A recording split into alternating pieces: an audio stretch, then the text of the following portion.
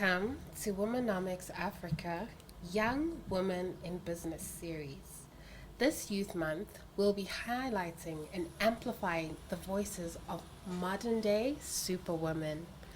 Tonight, we are recording at Lucha Studios in Bram, and I have with me my lovely guests, Kgatliso Letlape and Wendy Ntinezo. Hi guys. Hello. Welcome. So, Thank you. welcome. Yeah. So, seeing as this month we're amplifying the voices of modern day superwomen who don't wear capes, I would just like, I don't think I can do neither of you justice, so if you could please introduce us. I think we'll start with Wendy. Wendy looks very enthusiastic. Oh yeah. My name is Wendy Ntinezo. I am the founder and the creative director for Black Merge TV, and I'm a creative overall. Sure. Nice to meet you. Welcome, Wendy. Thank you. So my name is Kgatliso Letlape. I'm the co-founder and chief branding officer of a branding and strategy design agency called Maru Design Innovation. And then I'm the creative director of an integrated advertising agency called Mkhozi Media. Welcome, Thank you. ladies.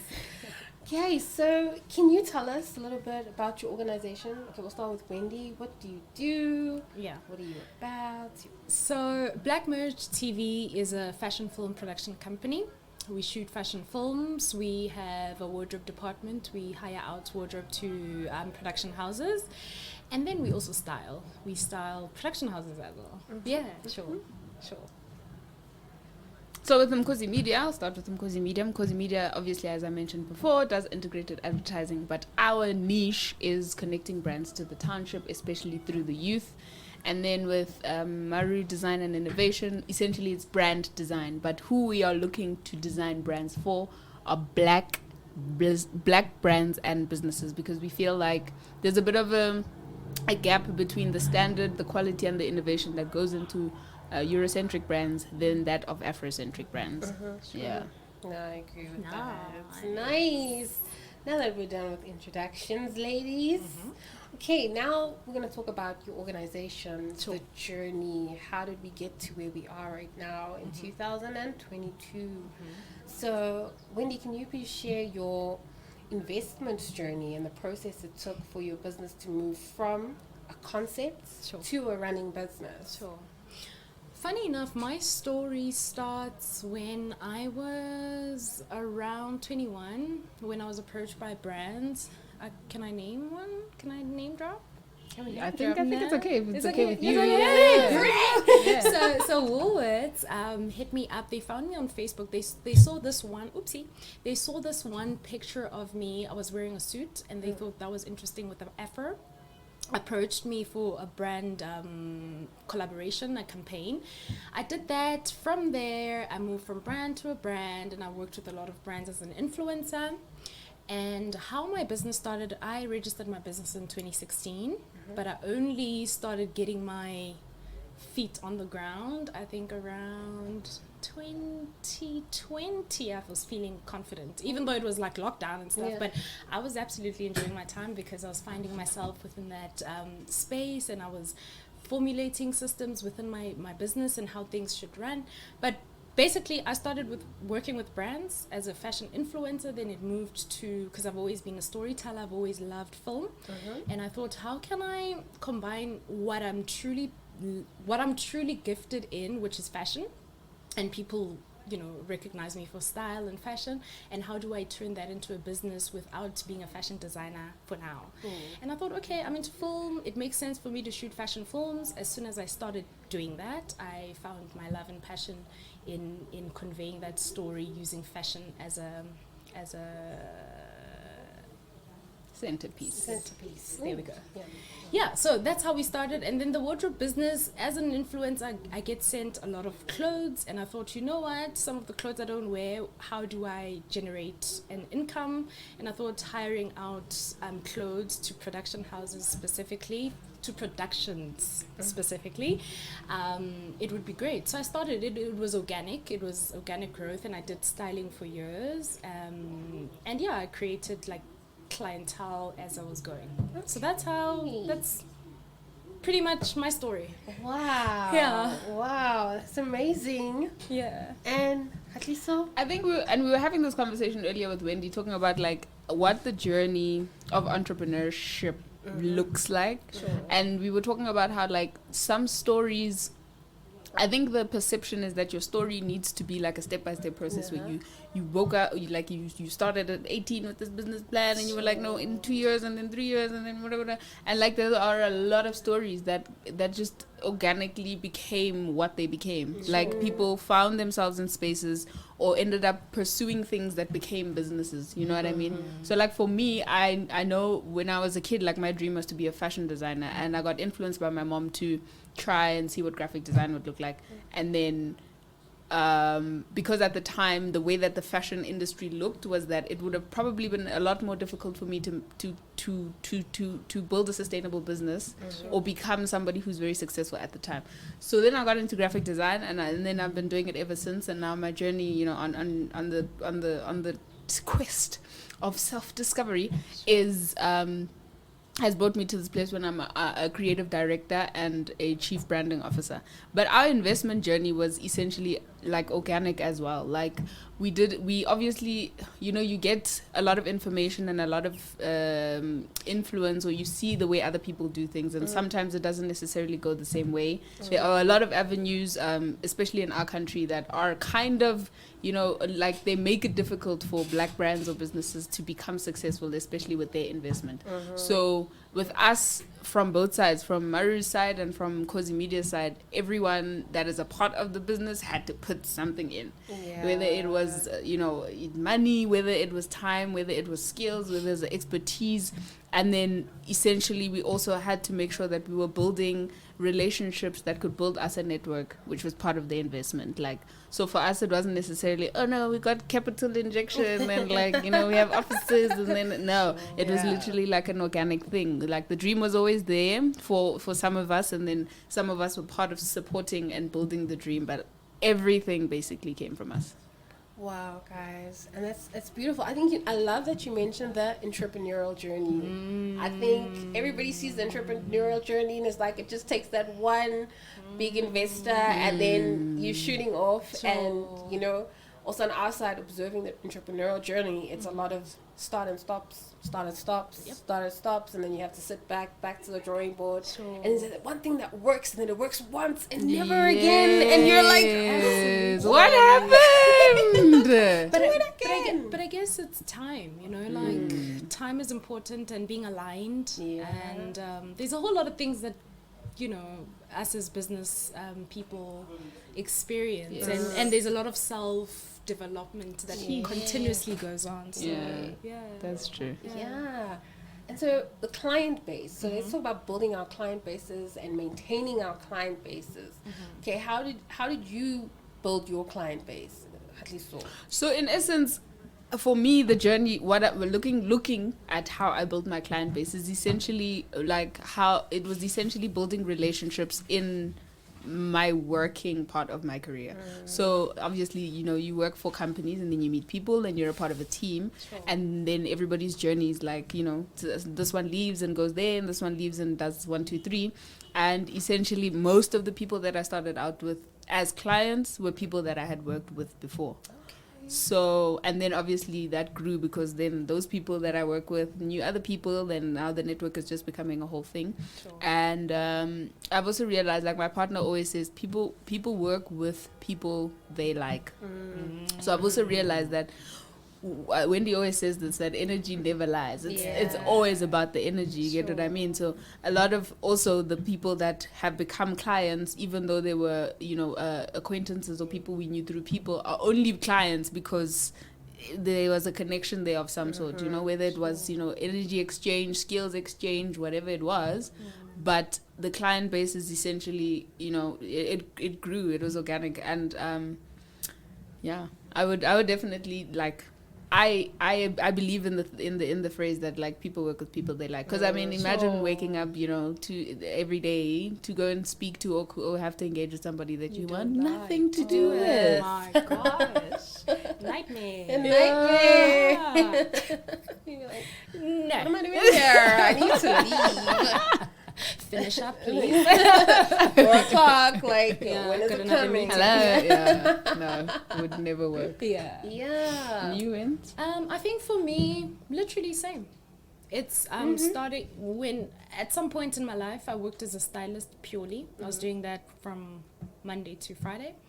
And from doing that, obviously you talk to different people, they're curious what you do and stuff, and that's how I, built my client base. And I think just also going out, because I'm a DJ as well, so when I do go out and mingle with people, when I'm at gigs, I say what I do, and sometimes people call, sometimes they don't. But the nice thing is that you can pick and choose in my company what services you need. Do you need styling? Do you need wardrobe? Or do you need us to shoot a fashion film? Yeah. So it's very direct. And yeah, if you knock, we open. That should be the business motto. You knock, we open. You need it, we make it happen. Now. And then this journey, this lovely entrepreneurial journey, we have those moments. Do you have like the moments? I love that at my workplace we call it the debit orders. Yes. Meaning that moment where you paid a huge price for something that you did not anticipate, and you had to pay to keep moving in the business. Absolutely. What was your debit orders? I feel like Wendy's eyes are like lighting up. Debit orders, you know that. Debit orders! Oh, they can't light up. Wait, I'm done. What is the question? So that moment, like when you're in the process of the entrepreneurial journey, and then something like a huge cost that you had to incur, kind of like a lesson, like a debit order. I The price once. Yeah. Hey. Yeah, I think it's, and I don't know if I will be answering your question, but I think equipment. I think this one time I went and I ordered equipment, and when I got there, the bill was so much, and I thought, fudge, I have to pay it to keep the business going. So I've learned my lesson. When you do hire out equipment, you have to create relationships with those people and communicate. So yeah, did I answer? You did. Okay, great. You did. I felt it. I even felt, the chest pains. It was chest pains, and equipment is expensive. It really is. Like just one camera. Yeah. But luckily for what equipment is, it's like an investment. You get what I mean? You use it, you buy it once, but you use it for. Absolutely. You know what I mean? Yeah, it's an investment. It is. But if you're hiring out, then it's terrible. It's a different story. It's That's just money going out. Yeah. And I mean, there's no investing there. But yeah, I think that has been my lesson. Yeah. Equipment. Yeah, equipment is expensive. It is. The good stuff. The good stuff. Yeah. So the question is there any big expense or intense thing we had to incur? Yeah. The answer isn't necessarily like a financial kind of answer, right? But the lesson we learned was that moving forward, we need to filter. Like sometimes, even with the question about relationships or client base, like you will want to work with somebody because it seems good, right? And then you get in there, and you're like, what a man, and you're like trying to swim away from this thing, and so it just taught us that like it's great to want to build the business network or whatever relationships with people because the money must be made, but at the same time not at your own expense. And it's very important as a business, I would say, to find ways to filter, to filter out those ones that need to sit on the sideline, benched. You're benched. So yeah, I think that for us that was like the experience or the debit order that we went through. Wow, that's an emotional debit order. It's emotionally texting. Like it's a lot. It is. It is. But it's good that you're filtering down all the nonsensical. Kidding. But it has to happen because at the end of the day, like as a business, then you end up like being at a deficit in whatever form you want to look at it. Like, and then it's a business though. It's supposed to be thriving, not going under. You need to fix what's not working, and sometimes it takes the hard lesson to learn those things. Wow. And I feel that less, and I experienced that too, where you associate with a brand and you're like, yes, we got the brand, and then you get the brand and then you're like, no, not this no, brand. no, no, no, no, no, Oh, no. But we all have this experience. It looks nice on your profile. really Like, it looks nice on the does. website, but then Sure. it's kind of like, you don't know. You don't know. Who are you? Humans. Humans. Phew. And then, like, in terms of, I love that we spoke about networking and Sure. brand, aligning our brands with people who are in the same vision and the same purpose. How do you navigate, let's say, networking with people and managing brand alignment? Because we don't want anything off brand. Sure. Yeah. Sure. Do you want to take it first? Sure, I can go first. So, I was thinking about this on the way here, because I was thinking, like, I think there's a question that is a part of the questions where it was like, I can't remember what the question is, but essentially, I feel like there needs to be a vision. Yeah. There needs to be a vision. And with the networking, sometimes, like I'm saying, with the building relationships or client base or whatever, like, I like you, but are you worth it? I like you. Are you in this bracket that I need you to be in? And if you're not, like, then that should be okay. You understand? Yeah. I feel like, because we were talking about it with my brother, that the culture in Russia is black and white. Yeah. They don't have time to be nice to you for nothing. And I feel like this country, to a certain degree, and maybe black people as well, have normalized, not aligning just because you want to not tip the boat kind of thing. So I think with aligning and brand alignment and the networking and client base, I mean, the vision is the vision. You know what I mean? You didn't start this thing because you wanted to be nice. You started this thing because God gave you a purpose. You started this thing because God knew what you had to do in this world. He wasn't saying do it for everyone, but He said you have to do it. You have to do it. So I think the best place to start would be with a vision. Sometimes you'll follow, sometimes you'll think you're making the right decision, and then it's not, then you have to learn lessons and things like this. But I think it's always important to look at the vision, always focus on the vision, and then essentially things should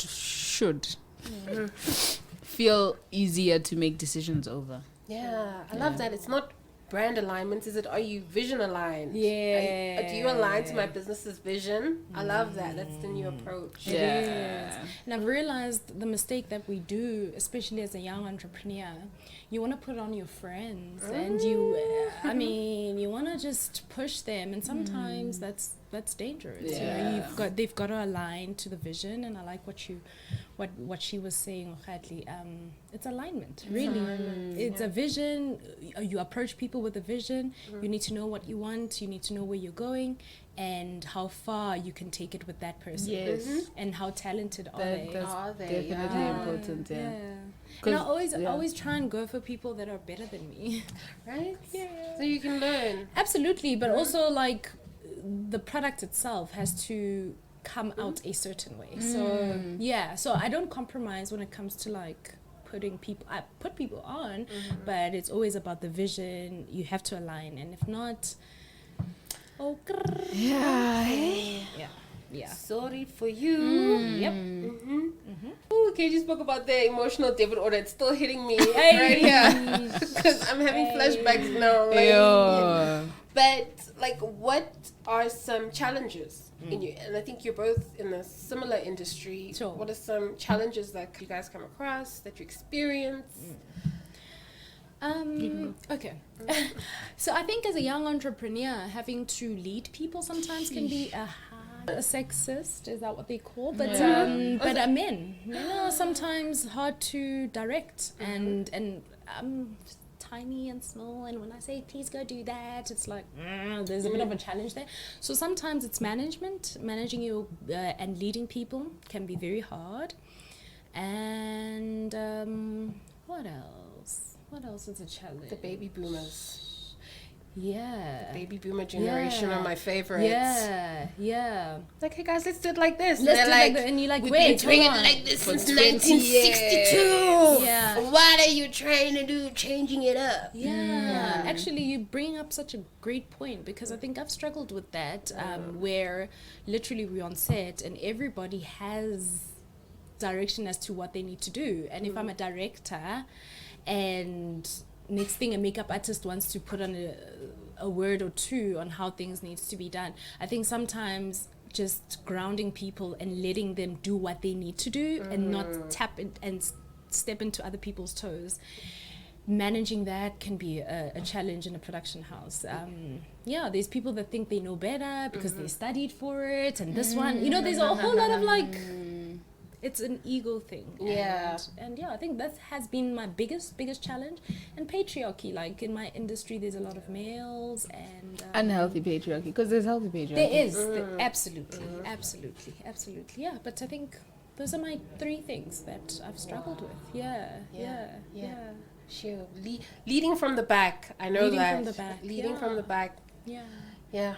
So I would second Wendy on the young one or the female in a male dominated or old dominated space. Baby boomers. Hey man, but also just trying to trying to break the bounds or the thinking or challenge the thinking of what quality or what best or what good is. You know what I mean? Because even going to the point of the baby boomers, like, you did this for a very long time, but we are in 2022, right? And you're not from 2022. We are. You know what I mean? So there's always something to learn, because I've also been having a lot of conversations with people young people, talking about the relationship between old and new, and how old is rigid and doesn't want to change, and not to say that like change and leave yourself behind, but it's very difficult to get things through. You know what I mean? So you end up just disregarding it and trying something that has nothing to do with them, and that's not what we want, because there's a lot of a lot of strength in the old, but there's also a lot of strength in the new. Wow. So that's a very difficult thing to do, especially in the advertising and branding industry, because it's been Eurocentric since its inception. So coming from a place where you're telling your own story, you're bringing your own narrative and ideas and possibilities into a space where they like, dude, we don't talk like this. What are you talking about? We don't do this. What do you mean? It doesn't go like that, and you're like, nah. And they like, and you can't, and they're not willing to be like, no, we've gotten it wrong the whole time. I mean, that balance is hard. It's like really having to difficult. communicate to people that. Can we talk about the patriarchy, please? Because and I'm so glad you touched on it, and I love that you touched on the patriarchy. In my journey with Womanomics Africa, you come into this organization that's a woman focused, and I don't think when I started the journey I was cognizant of how many male dominated spaces there are. Whoa. And I didn't anticipate that the creative industry as well would be male dominated. Sure. So what have your experiences been with that? This year's hashtag #4 is break the bias. So how are we breaking the bias? What are the challenges we're encountering? I think, okay, so my stance has always been that, like, male and female are male and female for a reason, right? Biologically, we're set up for different things. We think different ways, we function different ways. So obviously, each party is going to thrive best in certain spaces, right? Not to say that certain things can't be learned, certain things can't be shared, certain things can't be taught. You understand? And I think a lot of, I've also been having this conversation with a lot lately, that like there was an imbalance. All right, we can't run away from the fact that there was an imbalance in the opportunity for women to thrive in certain spaces. Right, I feel like the conversation shouldn't be, let's kick the men out because women must come in. Thank It you. should be, let's help women thrive.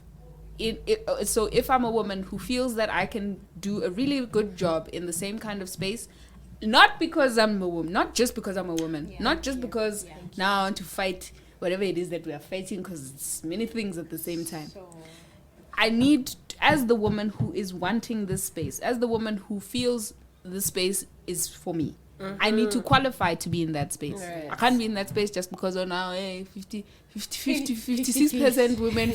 No, guys. 10% It's not fair. It's not fair. There are women who thrive in those, who can thrive in those spaces, who are not being given the opportunities, because there's women who are sitting there who shouldn't be there. Yeah. You understand? That's why I'm talking healthy patriarchy and non-healthy patriarchy, because it's the toxic side that's making things difficult. If it was up to the ones who understand how to do what is supposed to be done by a patriarchal society, we wouldn't be having this problem. Yep. You understand? Yep. And like in most cases, like the like I was saying, the imbalance can be countered. It just needs to be from the right place. Yeah. So I feel like the place that we are at now is not the place that's gonna help us get to it. Because what we want to do is like shove everywhere. Also, get the men out, get them all out. No, bruh, they're doing a hell of a good. They've built cities. They've built whatever it is that they, like. The world is the most of the world is what it is because of their strengths. You understand? It's the ones that are on the left that are not helping the synergy that is supposed to be happening. Because like if you go into spaces, and I'm gonna talk now industry now, advertising, media, marketing, whatever, if you go into those spaces and you go into the spaces where the masculine understands the strength of the feminine and can see how she can benefit in or add value in that space, bruh, that part of the that part of the company or the department or the whatever, it will thrive. There will be awards. There will be, the company will look like it is doing its job because of that little piece inside that cohort. That's so this is how we balance. We don't kick the one out because the other one must come in. No, we both get there and we say, I can do 1, 2, 3. You can do 3, 4, 5. Let's put them all together so we can make 6. So that's my stance. Thank you. Whoa. Wow. Power. I must say that was really dope, and it opened my mind. I think it's being conscious of your space and not so much of your gender as well. Like, it's not about women, it's not about men, but I think the ego takes 90% most of the time when it comes to men, when they feel like I think it's a competition thing as well. We shouldn't, it's unhealthy. It can't. It's so unhealthy. So I gravitate towards what you're saying. I think it's so beautiful, it's so aligned. It's exactly what needs to be happening right now. And I think men must kill the ego, and women must stop fighting as well, and fighting for we must stop fighting. We need And to stop trying to compare ourselves, because there's absolutely no point. There will never be a time where a man can be a woman or a woman can be a man. They will never. In fact, even as both women doing the same thing, we can never be the same. The strengths, your strengths are different than my strengths. It could literally be fashion, but different. So there's always. So it's not even about gender per se, but I just think it's the ego. That's true. It's the ego. Yeah. I think, like you said, appreciate what we're each capable of doing. We can't be competing. It does not work. I think that synergy to play on everybody's strengths will get us so much more further than competing and trying to break social barriers and then push people out, which is actually like, why can't we all just coexist in the same space, And so, this is an interesting conversation I'm having with myself this morning. Is I had to ask myself, like, what is a successful day to you? I had the most frustrating Monday. When you have a Monday, and it's a Monday with a capital M. And I just had to say, like, okay, what does a successful day look like to you? Well, that was to me, and I had to have that conversation with myself, and then I'm just thinking of that question, and I actually want to know, like, what does a successful day in your business look like? Like, yay, pop champagne. I think when we say rap, it's rap time. I'm like, yay, finally. But also, my journey doesn't stop there. I have to go do post-production, and once that last picture or that last film we just edited and were done and delivered, that's when I think my business day is successful. But generally, as a person, just being happy and being joyful, really, and loving what I do. Waking up and doing what I love. Yeah. I agree with Wendy with the waking up and doing what you love thing, because I feel like for a very long time I was doing what I love, but I wasn't doing it for myself. So it took away from the love. You know what I mean? Because I was just giving it to somebody who doesn't deserve it. You know what I mean? And for me, like, a successful business day would obviously have to start with me. I've realized that, like, without the me in the beginning, especially like me waking up to be with myself, waking up to listen to my thoughts, waking up to silence the mind, waking up to, give myself an intention, and then from there everything just flows. Even when something is gonna, like there's a crack in the road or a pothole or whatever, because I started that way, then it's, I can deal with that thing. But when I don't do that, disaster. Disaster. Capital Monday. The capital Monday. Disaster. And as you came up with that, you were having that conversation with yourself. What did you come with? I'm so interested. Well, no, I actually thought, because a lot of my frustration from my day stemmed from the fact that things were not going your way. How I planned, how I'd intended. And as you said, it's the intention. You have to set the intention. Sure. And once you set that intention, you know that everything that you do, all the energy is powered towards fulfilling that intention. So I realized, okay, when I set out to do something, I need to complete the task. Even if it's one task. Then that's like, yes. And it's 8 a.m. and you're like, I'm done. Yeah, I can go back to sleep now. Yeah. But it was just the fact that there was so many difficulties in completing the one task that I needed to do. And by the end of the day, finally, something that was supposed to be done at like 8 a.m. got done at 4 p.m. But I was like, it's done. And I was content. And I was like, okay, despite the hiccups, it was still a good day. Because those will come. No, in business they do. I think as business people, we need to learn how to find our way to joy. And not be happy, but be joyful. Because even a bad event can happen like in 2 minutes, but when you're joyful inside, you're able to forgive yourself if you feel like you're the problem, or you can even forgive other people. So I think we should be working towards being joyful. Like she was saying, she works on herself before she starts her day. It's so beautiful. I love that. Yeah, and I'm also learning to take the small wins. Yes. I'm such a perfectionist, such an overachiever, and I look at the small wins and I'm like, no, not good enough. I need more. And somebody was like, there was a time I raised funds were raised, and these were like millions, and I was there like, it's not enough. And my one friend was like, are you crazy? Wow. I was like, what could you done with that money? How much impact is that money going to make? That's millions. And I was like, it's never enough. I had to take the small wins. When you get the one client just saying, yes, I'll take your meeting. Absolutely. You have to be like, I'm thankful for that. When you get the one client just saying, answering the phone call, never mind taking the meeting. And it was just like, when you find, as you said, joy in the small wins, because now if you keep aiming bigger, it gets, you'll get defeated. And how does success look like to you? That's a really good personally question. Let's leave our business, put the businesses aside. How does it is a great car. Let's just big cars. I'm joking. I'm kidding. Do you want to start? No, you go. Okay, must I go? Yeah. I think contentment. Like when I'm content, Get successful, man. Shut down the podcast. We're Yeah, done. I know. Guys, Drops wrap mic. it up. Thank you. We're done. Thanks, bye guys.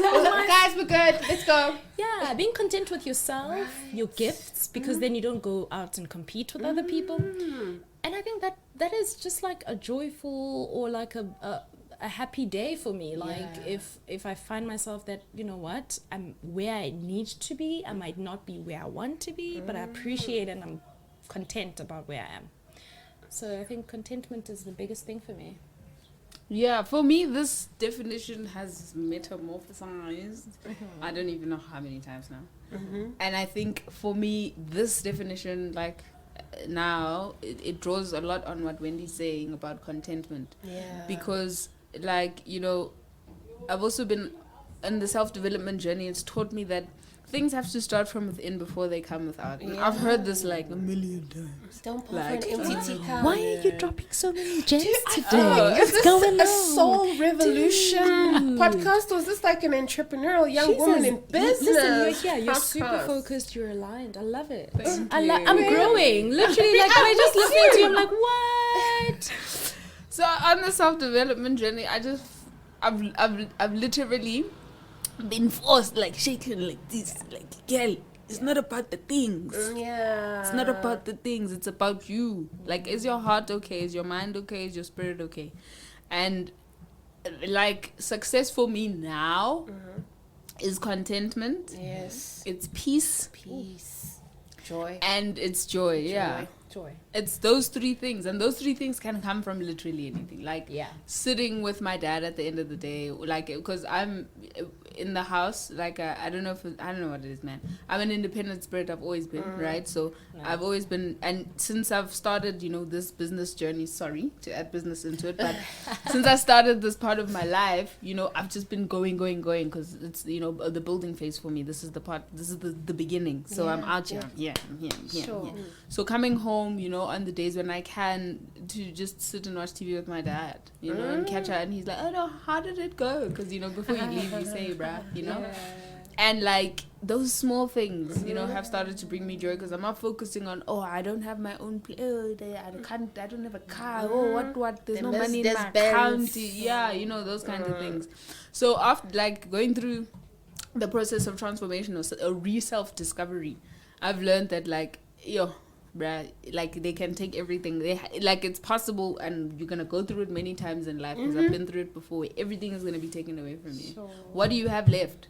And then if those things are there, you're not successful. Whoa. So you believe it's an inside job? It has to be. Those are the things no one can take away from you. Yeah. And No that one. piece you were talking You. about, girl. Contentment, peace, joy. Because as you said, it has to start within. Like, now you have to feed all this energy into your business, and you don't have those things. Sure. And you're not content because you're not doing good enough. Or you're not joyful because you're not celebrating the small wins and just embracing the small things that happen. Yeah. I really wanted to highlight the small wins. I think a successful day looks like that. Literally.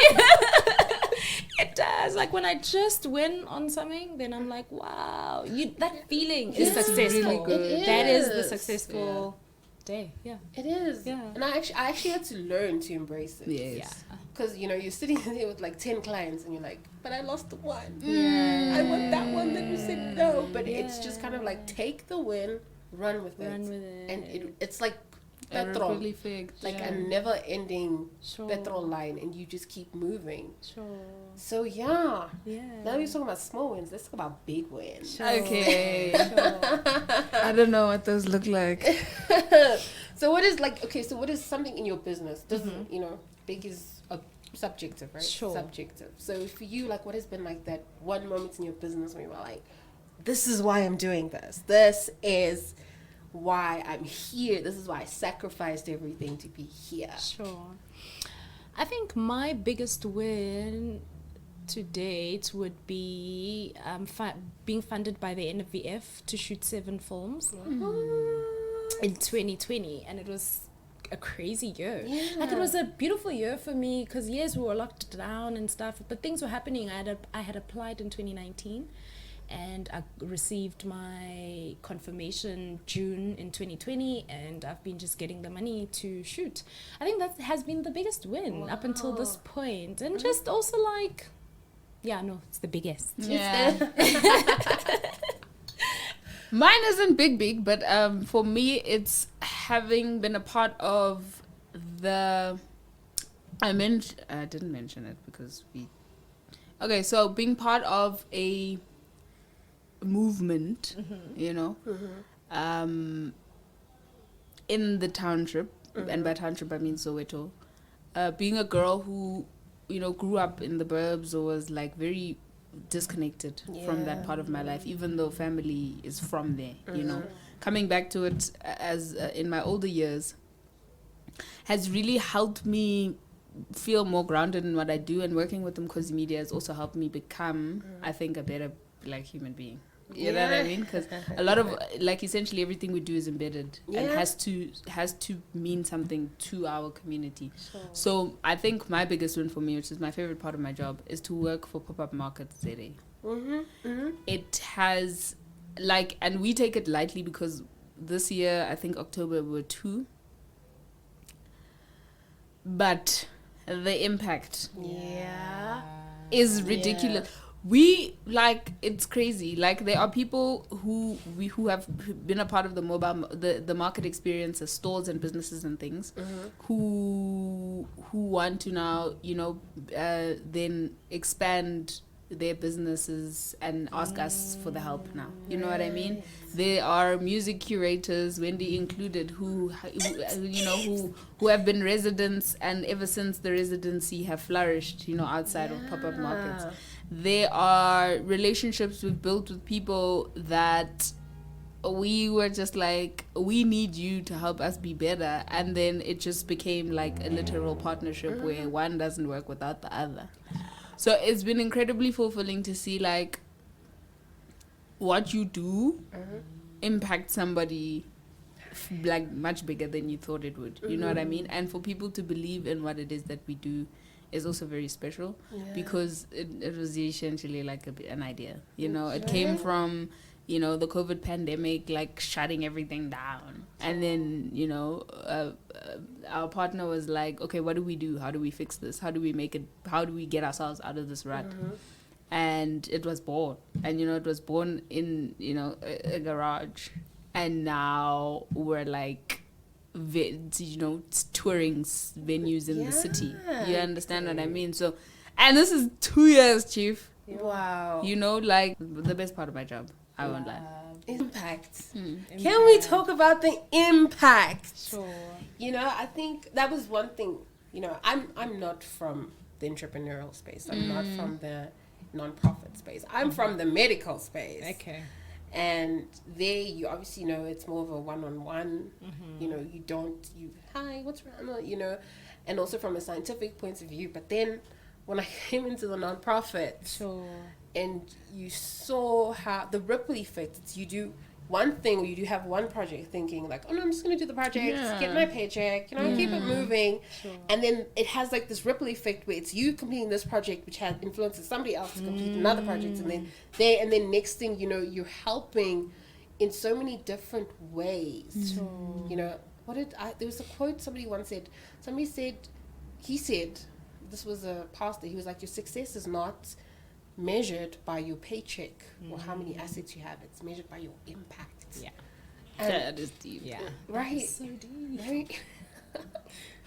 And so, like, what can I say? Let's see, can we talk about your most impactful moments, or that moment where you just realized, like, wow, you know, we're fixing the country. You know that saying, we're fixing the country. I think that's the moment I had, like, oh, I'm fixing the country. And it's like my little action, as much as it's only in a pocket. Sure. It's still fixing the country. So, like, what was your, whoa, I'm fixing the country moment?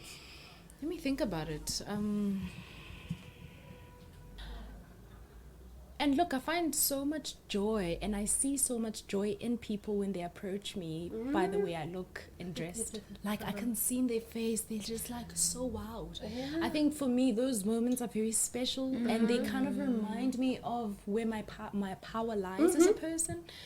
and just also being open, because I mean, you wouldn't walk up to Nangomoban and just say, hey, but that confidence for them to come and say, yo, you look nice, what do you do? I think those moments are pretty special for me. I think they kind of give me that reminder of, and for the fact that it's one person that I'm impacting in that moment in time, and I'm giving them that feeling is enough. I think it is. Yeah. I always say fashion designers are like walking canvases. Absolutely. You're walking canvases. Absolutely. And sometimes you just inspire like us internal hobos to be like, up the ante a little bit. Yeah. I think, I mean, when people have those kind of thoughts, I rejoice inside, because I'm like, at least I'm igniting something in someone. Yeah. And for me, that's enough. And I can see when they come in, it's just like, oh my God. And I know, let me not speak any further. That's it. I love those moments, and I think they incredibly special to me. Yeah, I agree. Because I'm inspired by the Wendy's of this world. Thank you. Thank you. The question is, what is your biggest impact moment? Most impactful. That's a big question. It's very broad. But It is, yeah. Yeah. I'm giving you free reign. Yes. I think there was one time where I was creating content. I'm not sure where or for what. And a black girl saw me creating the content. Wow. And she was like so excited, asking me questions. She's like, oh my gosh, black female, hey, creative, wada. And I was like, shucks. Hey? Yeah. You know, this is normal for me. Yeah. And you know, then you step outside of you know your normalcy, and you're like, actually it's not. You know what you're doing is a dream for a lot of black girls out there that may think they don't even qualify. That is so true. A conversation about representation and females in certain industries representing. That's so important. And seeing it with your naked eye in front of you, and you're just like, what? I mean, when you speak of those kind of moments, I think of the likes. I mean, obviously when I was growing up, I was watching Abu Bona. And I look at Abu Erika Badu, and I'm just like, oh my God. You know, so can you imagine there's somebody else who's looking at you like that? Wow. That is incredible. Wow. That also reminds me of like dark-skinned girls. Yeah. Looking on TV and just seeing somebody who's dark-skinned or someone with natural hair. Going, wait a minute. That's me. That's me. Oh my word. That is wild. No crying. No crying. Whoa. Sure. That's huge. That is representation. Impact. Yeah, representation. Sure. It emphasizes how important it is to amplify the voices of what you guys are doing. Because somewhere out there, someone's like, oh my God, I can't be in the creative industry. I can't do that because I fit into this box, and society says you don't belong there. Absolutely. Wow. Modern day superwoman. Listen here. Okay. Okay, so now tell me about what are like the 3 major don'ts individually in your industry? Like, don't do it. I think if you work for my team, late coming is a problem. I'm already fired. It's a situation, like, because it delays everything. And especially at the moment, we hire out equipment and we have it for a specific time. And if we don't get things, if like a makeup artist is late or a stylist is late, it just delays everybody in production. So I think the don'ts are, if you do work for my team, late coming is not a thing for me. I literally, there was one time I was working on a production. I was producing it, and one makeup artist was late, I think in 30 minutes. We had already called in somebody else. When she rocked, they were like, tough luck, you're gonna have to turn back. Because also sometimes I've experienced, I don't know if it's people being chilled about the fact that you're young, you're black, you're hustling, so they almost don't take the process of the product seriously. So I think that hacks me a little. So late coming is a no. Do you want to say yours while I think? So I would say like for me, I think the first thing would to be inauthentic. Ooh. That's huge. That's huge. True. Or copycats. Yo. But what is your issue about that specifically? Is it the problems you encounter within that person not feeling safe? So I don't know why. For me, I feel like inauthenticity just means that what we're doing Is not real. It's not authentic. It's not meeting whatever mission it was supposed to meet. You understand? Okay. There's no way it's linked to the original. No, to solving the problem or addressing a need, because you didn't. It's not coming from the right place. You know what I mean? It's the same thing with the way advertising used to be done back in the day when it comes to black audiences. Yeah. There was a huge disconnect. Absolutely. There's no way we could just be like, oh yeah, no, that's cool. That's true. You know what I mean? It was inauthentic. There was white people telling black people stories. Didn't slangan. Disconnect. You get what I mean? Yeah, for me that's one. Two, I think also being timeous is very important. Like I also struggle, guys. I also struggle with that, and I'm like working on it. Yeah, but me it too, is but it it's is not something that should be taken seriously. You know what I mean? Absolutely. Like Absolutely. everyone's trying their best. Things come up, stuff hits the fan, and you're just like, yo. And communicate. Like, Communication. Say, monga khona, you know what I mean? So, Gana, what was your first point? There's something In authenticity. Yes. Yeah. I think that to producing work that is not authentic, but I think dealing with people that are not authentic is the hardest thing, because now you're dealing with the attitude of not feeling good enough and always trying to bite from different, so it becomes a problem even dealing with that individual. Because now they're insecure, now you don't know what, so I think I gravitated towards that, but as an individual As well. And I think especially in your industry, authenticity is crucial. It's crucial. It's the same way, like when it comes to design, media, advertising, nobody can do what Nando's does. No, because Nando's does what Nando's does. Yeah. Oh wow. Thank you so much, ladies, for joining me. It was wonderful to be here. It really was. I can do this every day. Every day, right? Now we understand where all the radio people are coming from, right? And I think in closing, that comment about impact, it's stuck. I think there's a young girl out there in the world right now who doesn't believe she can make it in your industry. Like, what advice do you have for her? Do as much as you can, especially in your 20s. I wouldn't. I mean, there are people that are lucky, that are born, and at 4 they started singing, and then at 6 they started going to lessons, and at 10 they're superstars and whatever. That's dope. But I always believe, like, do as much as you can, and be you the whole time, because people buy into who you are, essentially, because businesses are owned by humans, and humans have feelings, and they're human, they function like us. So even in the way they process information, it's exactly like us. So if you're being yourself, it's much easier to find what you need to be doing. That's the easiest way. Okay, I agree. I fully agree with Wendy, because a lot of the way that purpose works, I think, for me, in my opinion, is that it's always tied to who you are. Like, I mean, somebody who doesn't care about plants won't go into medicine. You know. That's true.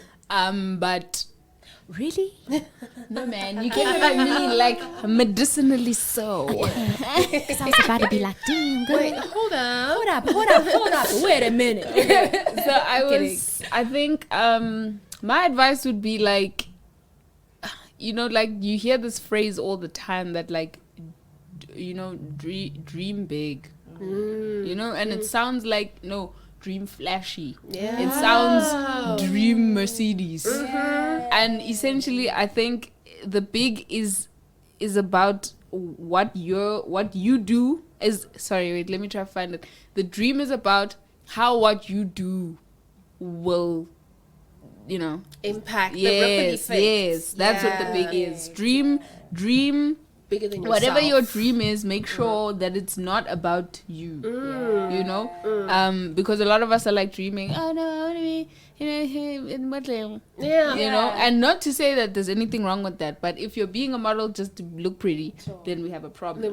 But if you want to be a model to represent a certain group of women, people, or push a certain agenda, dream big, but also don't ever underestimate why God put you on this earth. Amen. No one, not your parents, not your brother, not the guy on the street, not your best friend, no one can untell you what God has told you. Yes. Wow. Can I say one more thing? Yes, you may. I also think what's important is being able to adjust to change. Yes. Because purpose is how. What do you say purpose changes? Purpose with time. changes. Like my purpose right now could be like style and fashion and whatnot, but in 10 years' time, I might have still be in the fashion space, but on a different level, and that's my purpose in there.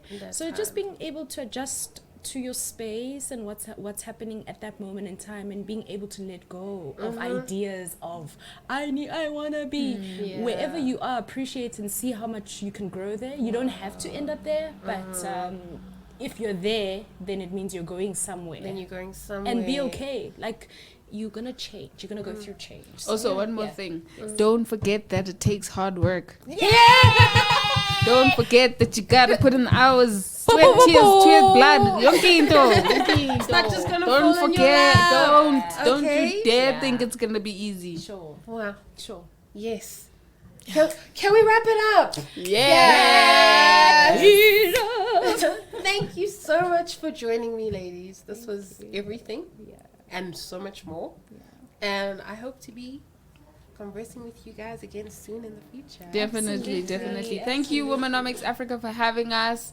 I can't click, Mara. Right? Thank you for the platform. Thank you for seeing us as women. Thank you for understanding us in so many ways and trying your best to allow our voices to be heard. Yes. Bye. Thank you. Thank you, guys. Thanks.